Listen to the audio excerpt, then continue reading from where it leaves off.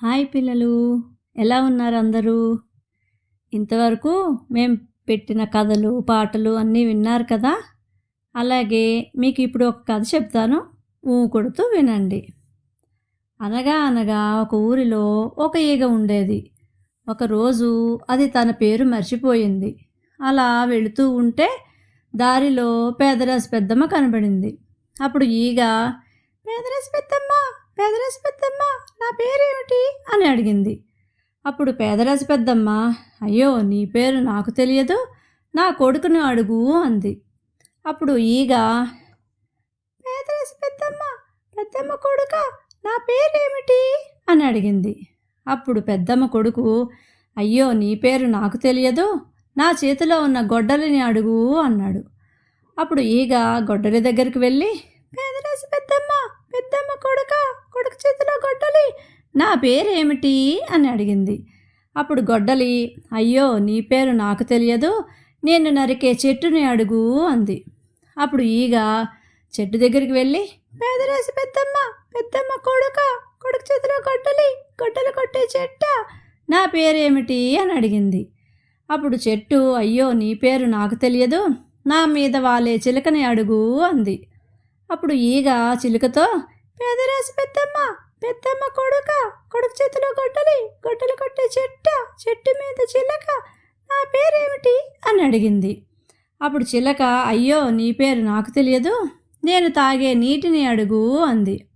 అప్పుడు ఈగ నీటితో, పేదరాశి పెద్దమ్మ, పెద్దమ్మ కొడుక, కొడుకు చేతిలో గొడ్డలి, గొడ్డలు కొట్టే చెట్ట, చెట్టు మీద చిలక, చిలక తాగే నీర, నా పేరేమిటి అని అడిగింది.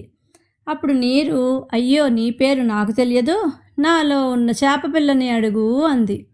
అప్పుడు ఈగ చేప పిల్లతో, పేదరాశి పెద్దమ్మ, పెద్దమ్మ కొడుక, కొడుకు చేతిలో గొడ్డలి, గొడ్డలు కొట్టే చెట్ట, చెట్టు మీద చిలక, చిలక తాగే నీర, నీటిలోని చేప, నా పేరేమిటి అని అడిగింది. అప్పుడు చేప, అయ్యో నీ పేరు నాకు తెలియదు, నన్ను పట్టే జాలరిని అడుగు అని చెప్పింది.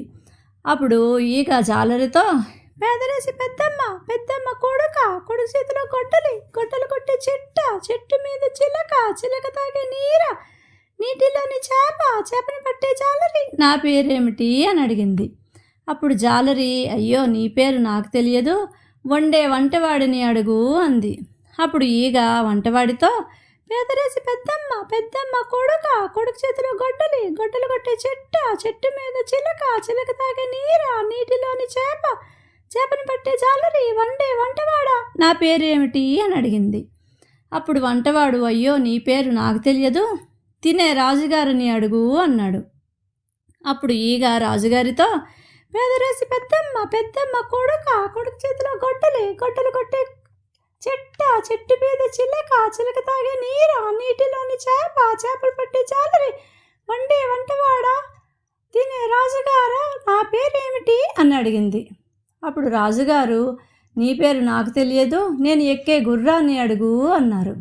అప్పుడు ఈగ గుర్రంతో, పేదరాశి పెద్దమ్మ, పెద్దమ్మ కొడుక, కొడుకు చేతిలో గొడ్డలి, గొడ్డలు కొట్టే చెట్టు, చెట్టు మీద చిలక, చిలక తాగే నీరు, నీటిలోని చేప, చేపని పట్టే జాలరి, వండే వంటవాడా, తినే రాజుగారా, రాజు ఎక్కే గుర్రమా, నా పేరేమిటి అని అడిగింది.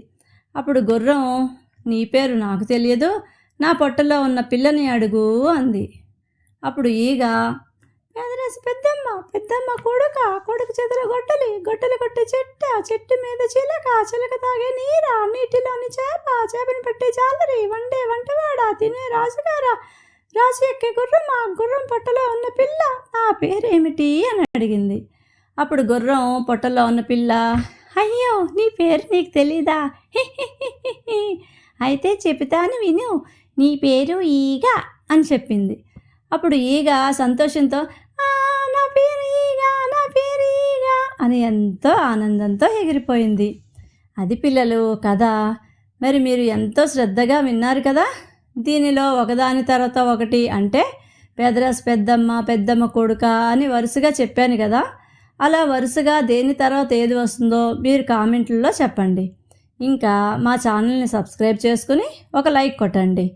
ఇలాంటి ఎన్నో కథలు, పాటలు, కబుర్లతో మళ్ళీ కలుసుకుందాం. అంతవరకు సెలవు.